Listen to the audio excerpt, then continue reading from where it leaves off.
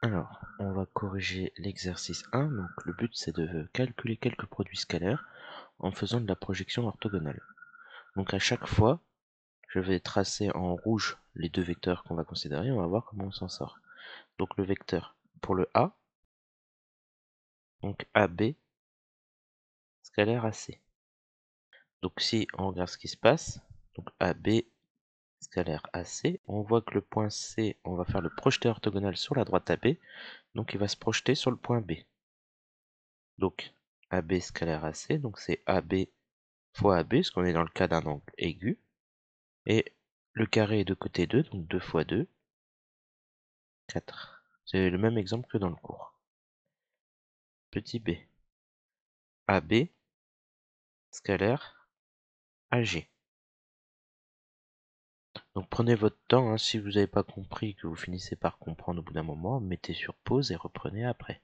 C'est le meilleur moyen de progresser, là faut s'exercer.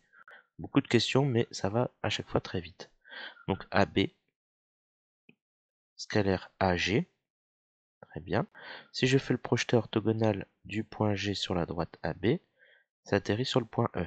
L'angle est aigu, donc ça me donne AB fois AE. AB ça vaut 2. AE, E est au milieu, donc c'est la moitié de AB, donc 1. 2 fois 1, 2.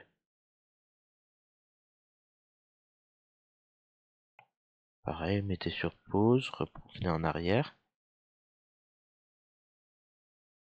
Alors maintenant on fait AB scalaire AK. AB scalaire AK. Donc AB scalaire AK.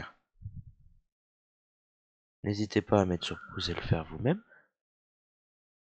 Donc cette fois, il faut prendre encore notre point K. On fait le projeté orthogonal sur la droite AB et on obtient le point L. Donc le projeté c'est L, c'est un angle aigu, donc AB fois AL. On obtient, alors AB ça vaut 2 et AL c'est toute cette distance là, c'est-à-dire 4. 2 fois 4, 8. Et on s'en sort très bien ici. On continue. Le D, cette fois c'est AB scalaire AI. Donc AB scalaire AI. On fait de nouveau le projeté orthogonal, donc du point I sur la droite AB. Cette fois c'est un angle obtus, donc ça sera moins, on atterrit de l'autre côté.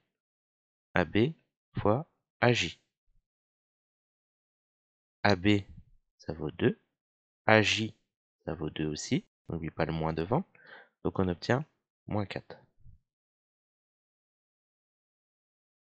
Et enfin le dernier de la première ligne, pardon, AE scalaire AJ.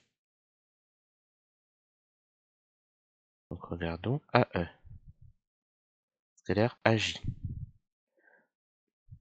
Donc là on voit qu'il n'y a pas besoin de projeté orthogonal, parce que si on fait le projeté orthogonal du point J sur la droite AE, on atterrit exactement au même endroit. Ce sont deux vecteurs collinéaires de sens contraire. Si on regarde l'angle, il est bien obtus, c'est 180 degrés, ou pi radian. Donc ici ça va faire moins AE fois AJ. AE c'est 1, AJ c'est 2, on n'oublie pas le moins devant, donc on obtient moins 2. Ça j'espère que c'est compris, on va passer à la deuxième série. Donc la deuxième série, le F, AB, scalaire JA.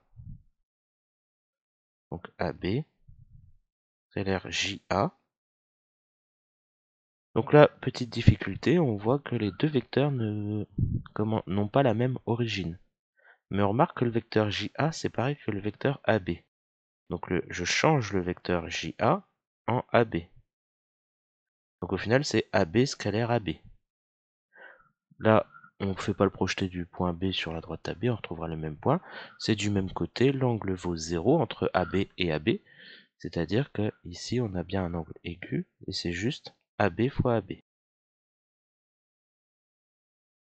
Donc 2 fois 2, 4.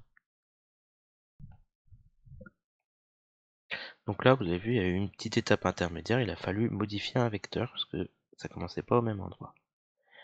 Ensuite, AB scalaire DI. AB scalaire DI. Donc pareil, là on voit bien que les deux vecteurs n'ont pas la même origine, donc on cherche un vecteur égal à DI, mais qui commence par A. C'est le vecteur AJ. AB scalaire AJ. On remarque que on l'a presque fait, c'est deux vecteurs de sens contraire. On avait fait le même genre de choses en AE, AJ. Donc c'est moins AB fois AJ pour les mêmes raisons. Si vous avez un doute, vous revenez en arrière. Et donc ça fait moins 2 fois 2, ça nous donne moins 4.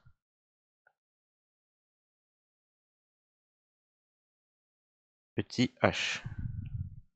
Donc on regarde ID scalaire BK. Donc ID c'est ce vecteur-là, BK c'est ce vecteur-là. Je vais modifier les deux vecteurs, hein, vous les mettez comme vous voulez, on peut les appeler autrement. On peut recommencer en point A, je peux commencer par exemple au point J, je peux dire que c'est JA, et pour BK je peux dire que c'est JD, pourquoi pas. Ou bien tout commencer en A comme avant. Je vais commencer en A comme avant pour faire en sorte que, pour retrouver un résultat qu'on a déjà calculé. Donc ID, donc ce vecteur-là, si je commence en A, j'obtiens le vecteur AB. Donc ID, je l'écris comme AB. Et BK, si je le commence en A, j'obtiens le vecteur AC. Et ça, on avait vu tout à l'heure, c'est la question A. On faisait le projeté orthogonal de C sur la droite AB, c'est-à-dire on obtenait le point B. Et donc ça nous donnait juste AB fois AB, donc 2 fois 2, 4. On aurait trouvé le même résultat en prenant d'autres vecteurs, c'est juste que les étapes intermédiaires, on aurait utilisé des lettres différentes. On regarde le petit i. AJ scalaire AC. Donc AJ, ok, scalaire AC. Donc là on voit bien que l'angle est obtus. Le point C, je le projette sur la droite AJ, ça va atterrir en B. Donc un angle obtus moins, AJ ça bouge pas, fois AB. AJ c'est 2, j'oublie pas le moins devant, donc 2, et AB c'est 2, donc ça nous donne moins 4. Et enfin, le dernier, AJ scalaire AK,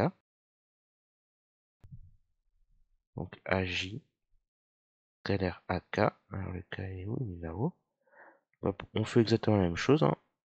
On va projeter alors le point K sur la droite AJ, donc il va atterrir en L, ça va me donner, alors on n'oublie pas, hein, l'angle il est obtus ici, donc moins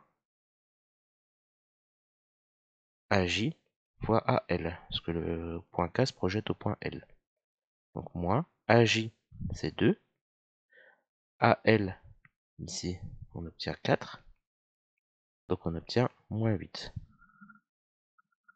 Voilà, j'espère que ça c'est compris. C'est pas un exercice très difficile, mais il faut prendre son temps pour pouvoir faire les bons calculs. Donc on a fait 10 produits scalaires avec des projetés orthogonaux un peu partout, et vous pouvez donc faire correctement l'exercice 2.